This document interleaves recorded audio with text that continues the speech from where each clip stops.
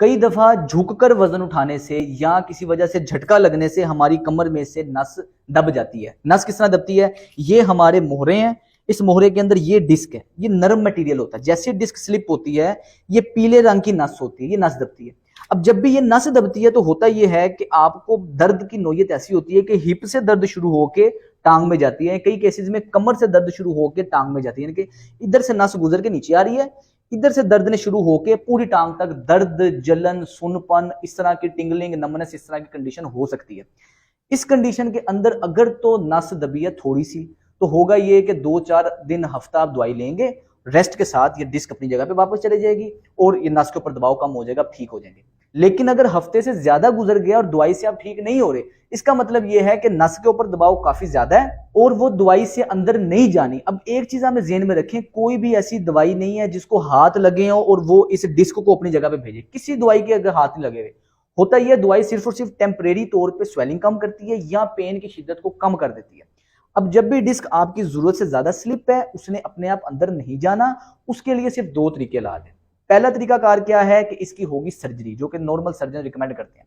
अच्छा, जो इंजेक्शन लगता है स्पाइन में, वो भी इसके लिए रिकमेंडेड नहीं है, वो भी वक्ती तौर पे कुछ देर के लिए पेन को रिलीफ देगा।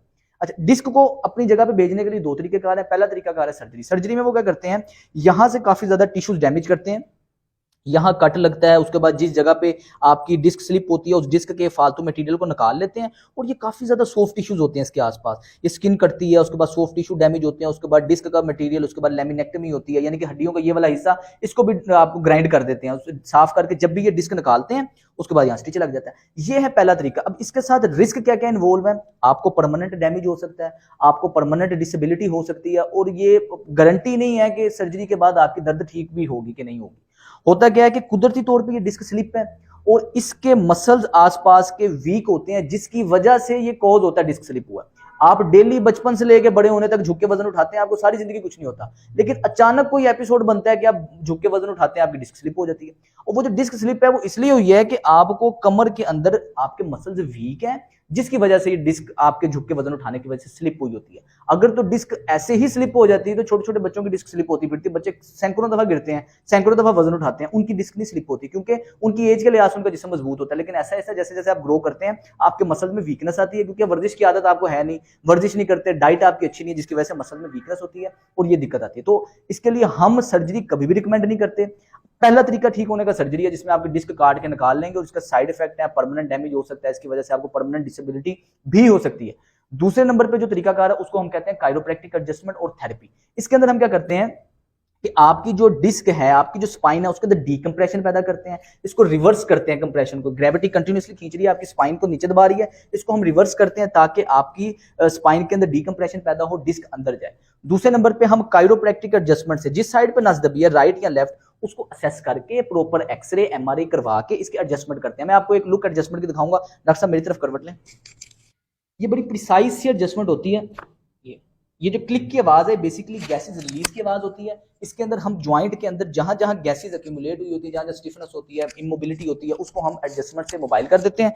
दूसरे नंबर पे वो जो एडजस्टमेंट हमने अपनी जगह पे सेट की है वो अपनी जगह पे ही रहे, उसके लिए हम फिर साथ कुछ एक्सरसाइजेज ऐड करते हैं ताकि मरीज के कमर के हिस्से के यहाँ के जो पट्टे हैं वो मजबूत हो सकें और उसकी नस के ऊपर दबाव हो और आहिस्ता दबाव कम हो और आहिस्ता आहिस्ता उसकी रिकवरी हो सके। तो आपको, अगर आपको या आपके किसी जानने वालों को डिस्क स्लिप है और वो सर्जरी करवाने लगा है, तो उसे आपने हरगिज ये सर्जरी नहीं करवाने देनी, क्योंकि सर्जरी के काफी ज्यादा साइड इफेक्ट्स हो सकते हैं। सर्जरी सिर्फ और सिर्फ पेशेंट वो करवाएं जिनके अंदर ये 2 सिम्टम एट द स्पॉट पाए जाएं। पहला सिम्टम क्या है कि आपकी नस के ऊपर दबाव इतना ज्यादा है कि आपका पेशाब खाने पे कंट्रोल खत्म हो गया। अगर आपको ये सिम्टम पाया जाता है, फौरन आपने सर्जरी करवा लेनी है। दूसरे नंबर पे वो वाले लोग जिनकी नस इतनी ज्यादा दबी हुई है कि उनका पांव बिल्कुल छल हो गया, पांव के ऊपर वजन नहीं डाल रहा, पांव गिर गया, बिल्कुल ड्रॉप हो गया पांव, वो लोग सर्जरी करवा सकते हैं। अगर किसी लोगों के अंदर ये दोनों सिम्टम नहीं पाए जाते तो हरगिज सिर्फ और सिर्फ दर्द को वक्ती तौर पे कम करने के लिए हमें सर्जरी नहीं करवानी, क्योंकि एक कंडीशन होती है जिसे कहते हैं failed low back pain syndrome. यानी कि मरीज हमारे पास आ रहे हैं, उन्होंने कमर की सर्जरी करवाई और वो सर्जरी फेल हुई, और बहुत ही ज्यादा चांसेस होते हैं कि कमर की सर्जरी फेल होती है। फेल होने के बाद वो फिर आके जो थेरेपी करवा रहे हैं उसमें करवा रहे हैं और ये परमानेंटली डिसेबिलिटी बन जाती है। इसलिए हमें सर्जरी नहीं करवानी, अपनी कायरोप्रैक्टिक करवाएं, फिजियोथेरेपी करवाएं। मेरा नाम है सलमान फरोज। अस्सलाम वालेकुम।